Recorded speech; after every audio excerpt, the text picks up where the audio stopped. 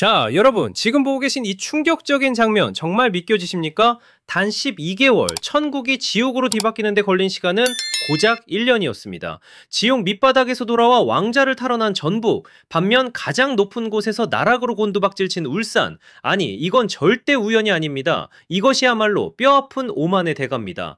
안녕하십니까, 김준석입니다. 오늘 이 잔혹한 진실을 낱낱이 파헤쳐 보겠습니다. 오늘 한국 축구의 살아있는 전설 최인영 골키퍼가 던진 이 화두가 K리그 전체를 전율케 하고 있습니다. 그가 지적한 것은 바로 두 거인의 소름 끼치는 운명 교체입니다. 자, 2024년만 해도 어땠습니까? 전북은 지옥 같은 승강 플레이오프로 내몰렸고 울산은 챔피언이었습니다. 하지만 2025년 상황은 정확히 180도 뒤집혔습니다. 전북은 화려한 조기 우승 확정, 반대로 울산은 지금 강등이라는 사신과 마주하고 있습니다. 도대체 왜? 예산도 최고, 선수단도 초호화인 두 구단이 이토록 극과 극의 결말을 맞이했을까요? 정답은 단 두 글자, 바로 태도에 있었습니다. 최인영 레전드가 정말 뼈를 때리는, 아니 뼈를 갈아버리는 속담을 인용했습니다. 구슬이서 말이라도 깨어야 보석이다. 이 말이 지금 울산 현대의 심장에 비수처럼 꽂히고 있습니다. 자, 냉정하게 한번 보십시오. 울산의 스쿼드 어떻습니까? 국가대표 수비의 핵 김영권, 월드컵을 빛낸 거미손 조현우, 블루드래곤 이청용까지 이름값만 놓고 보면 이건 K리그 레벨이 아닙니다. 연봉 총액 당연히 리그 최고 수준이죠. 하지만 지금 그라운드 위를 뒹굴고 있는 저들은 대체 뭡니까? 저게 팀입니까? 아닙니다. 저건 그저 비싼 몸값 자랑하는 제각기 흩어진 낱개의 돌덩어리들일 뿐입니다. 도대체 그 화려한 구슬들을 하나로 묶어주던 줄은 왜 끊어졌을까요? 왜 조직력은 모래알처럼 흩어졌을까요? 우리가 시시했던 그 불편한 진실을 이제는 마주해야 합니다. 그 줄은 바로 감독의 권위이자 팀의 규율이었습니다. 그런데 놀랍게도 그 줄을 가위로 싹둑 잘라버린 건 외부의 적이 아니었습니다. 바로 선수들, 그 자신들이었습니다. 자, 들어보십시오. 라커룸을 지배하는 이른바 보이지 않는 권력, 스타 플레이어들의 콧대 높은 자의식, 이것이 문제입니다. 나는 국가대표다, 나는 레전드다 라는 생각에 취해 감독의 지시를 평가지라고 전술이 마음에 안 들면 그라운드에서 팔짱을 낍니다.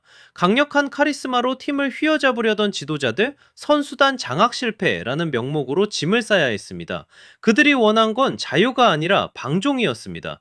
규율이 사라진 훈련장, 긴장감이 사라진 라커룸에서 무슨 전술이 나오겠습니까? 경기 중에 패스미스가 나도 서로 남 탓하기 바쁘고 공을 뺏기면 되찾으러 뛸 생각조차 안 합니다. 왜냐? 힘들거든요. 귀찮거든요.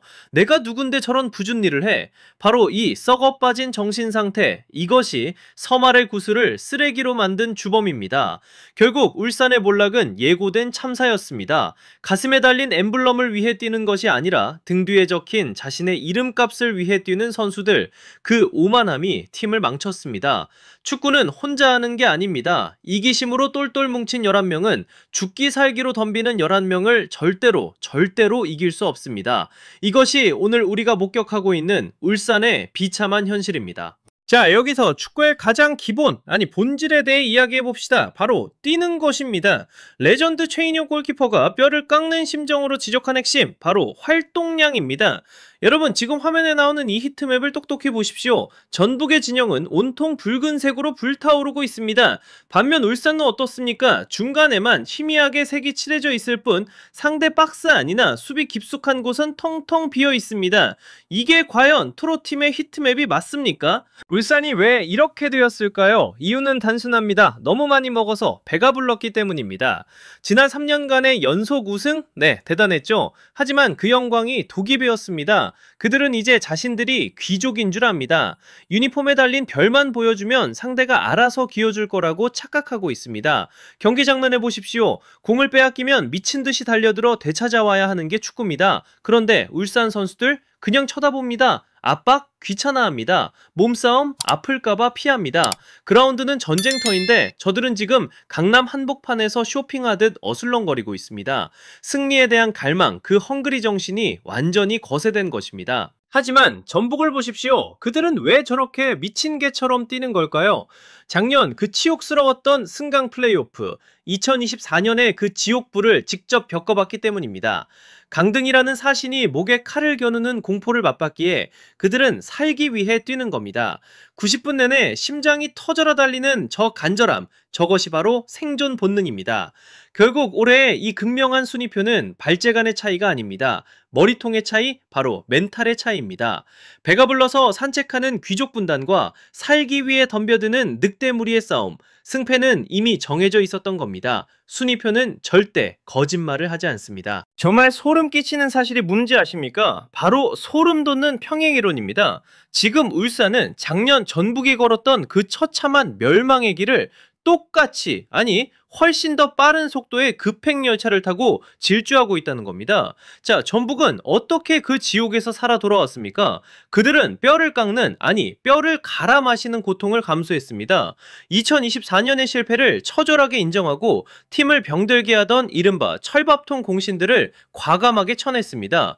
과거의 영광 다 쓰레기통에 쳐박고 바닥부터 다시 기어 올라오는 대수술을 감행했다고요? 그런데 지금 울산 꼬라지를 한번 보십시오. 강등이라는 단두대의 칼날이 목밑까지 들어왔는데 아직도 남 탓입니다. 우린 운이 없었어. 심판 판정이 이상해. 반성? 회개, 눈을 씻고 찾아봐도 없습니다. 그들은 여전히 자신들이 왕년의 챔피언인 줄 압니다. 죽기 직전까지도 옛날 꿈만 꾸고 있는 환자, 그게 지금 울산의 현주소입니다. 그리고 제가 정말 화가 나는 건 이 오만함이라는 전염병이 비단 울산만의 문제가 아니라는 겁니다. 시선을 돌려 우리 국가대표팀 그리고 축구협회를 보십시오. 월드컵 조추첨 포트2? 네, 결과는 냈습니다. 축하할 일이죠. 하지만 그 경기장 관중석 왜 그렇게 썰렁합니까? 왜 붉은 악마의 함성이 분노의 야유로 바뀌었습니까? 이유는 똑같습니다. 우리는 틀리지 않았다. 너희들은 결과만 봐라. 라는 저 지긋지긋한 불통과 독선. 스코어보드에서는 이겼을지 몰라도 팬들의 마음, 그 민심과의 싸움에서는 처참하게 패배했습니다. 기억하십시오. 울산이 이대로 강등당하고 협회가 끝까지 귀를 막는다면 한국 축구는 겉만 번지르르한 포장지 속에서 아주 시커멓게 썩어 문드러지고 있는 겁니다. 숫자에 속지 마십시오. 지금 우리는 진짜 위기 앞에 서 있습니다. 자, 여러분, 지금 눈앞에 펼쳐진 이 기막힌 상황, 이건 축구의 신이 우리에게 내려준 가장 잔인하지만 동시에 가장 공정한 인과응보의 교훈입니다. 전북을 보십시오. 그들은 실패를 인정하는 겸손, 그리고 다시 일어서겠다는 변화의 씨앗을 뿌렸습니다. 그리고 결국 우승이라는 달콤한 열매를 수확해냈습니다. 하지만 울산은 어땠습니까? 콧대 높은 오만, 썩어 빠진 나태, 그리고 라커룸을 병들게 한 방종의 씨앗을 뿌렸습니다. 그 결과가 무엇입니까? 바로 지금 그들이 직면한 파멸, 그리고 멸망입니다. 이제 운명의 마지막 한 경기가 남았습니다. 저는 단언합니다. 이 경기는 단순히 1부 리그에 남느냐 마느냐를 결정하는 싸움이 아닙니다. 울산 현대라는 팀이 과연 프로라는 명예로운 이름을 달 자격이 있는지 묻는 최후의 심판대입니다. 만약, 정말 만약에 그들이 강등당한다면 팬 여러분, 절대 그들을 동정하거나 눈물 흘리지 마십시오. 그건 불운이 빚어낸 사고가 아닙니다. 수백억 원짜리 보석 구슬만 잔뜩 끌어안고 정작 그것을 하나로 꿰어야 할 자존심이라는 끈을 스스로 놓아버린 대가, 그 비싼 오만함에 대해 날아온 지극히 정당한 청구서일 뿐이기 때문입니다. 저는 김준석입니다. 입에 발린 칭찬 저는 안 합니다.